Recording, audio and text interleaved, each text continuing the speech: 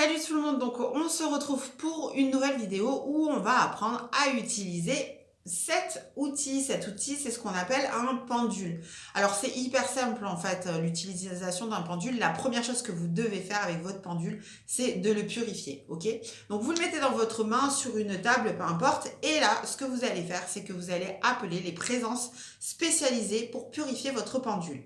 Une fois que vous avez appelé ces présences, vous allez demander à ces présences de purifier votre pendule et surtout, vous les remercier les chouchous. C'est hyper important parce que c'est un travail qui se fait sur les plans subtils avec nous et elles sont là pour nous aider. Donc, l'idée, c'est vraiment de les remercier en permanence, ok? C'est la moindre des choses qu'on puisse faire, ok? Donc, vous appelez les présences spécialisées pour purifier votre pendule, vous les remerciez et vous allez me dire, mais comment je sais que mon pendule va être purifié?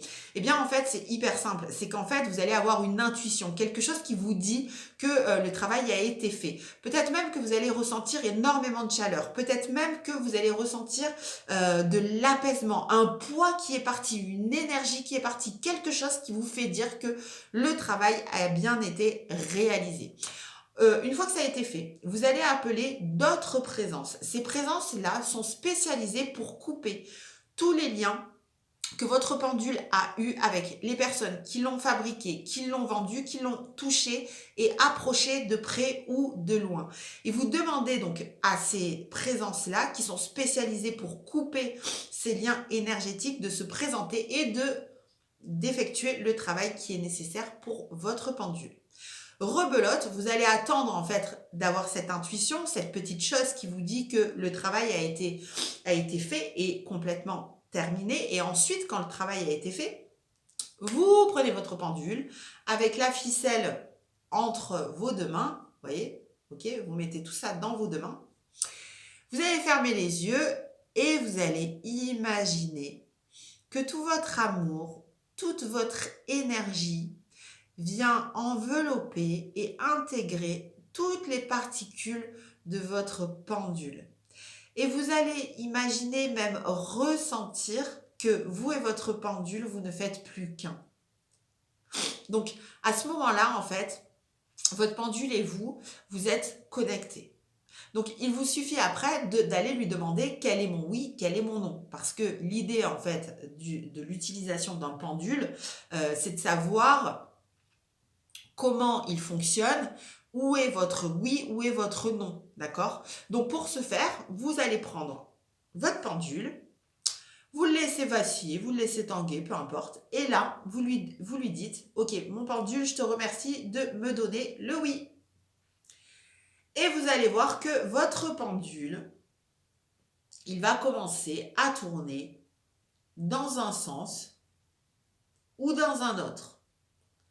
Donc, soit dans le sens des aiguilles d'une montre pour une majorité, et dans le sens inverse des aiguilles d'une montre pour une minorité. Dans les deux cas, tout est juste. C'est simplement que vous êtes informé de cette manière-là. Une fois que vous avez eu votre oui, donc le sens de rotation pour votre oui, vous dites stop à votre pendule. Et vous voyez que en fait votre pendule, il va vaciller d'avant en arrière, ou il y a même des fois où il s'arrête complètement. Et rebelote. Là, votre pendule, vous allez lui demander, ok, mon pendule, je te remercie, donne-moi le nom. Et il va tourner à l'inverse des aiguilles d'une montre pour la majorité des personnes et dans le sens des aiguilles d'une montre pour une minorité de personnes. Dans tous les cas, c'est juste. Stop. Moi, ce que je vous invite à faire après chaque question, c'est de stopper votre pendule, soit avec la main, soit avec la verbalisation. Mais vraiment, au tout départ, c'est ce que je vous conseille de faire de façon à ce que vous évitiez de vous emmêler les pinceaux. D'accord? Quand vous allez poser des questions, rappelez-vous bien que vos questions doivent être précises et elles doivent être clarifiées. En général, les questions qu'on pose pour soi, en termes d'amour, en termes de job, en termes de développement personnel. Je vous donne vraiment mon avis, c'est que avant de faire ça, faites une méditation, faites un alignement, un réajustement de vos corps émotionnel et mental, de façon à ce que votre pendule réponde bien à la fréquence de votre cœur et non de votre tête. Ok. Et ensuite, le petit conseil que j'ai à vous donner, c'est simplement de vous laisser aller vraiment et de pratiquer parce que le meilleur moyen en fait d'utiliser le pendule avec aisance, c'est la pratique, comme toute chose. Donc j'espère que cette vidéo vous aura plu. En tout cas, moi, ça a été un plaisir de la réaliser. Je vous dis à très bientôt pour une prochaine.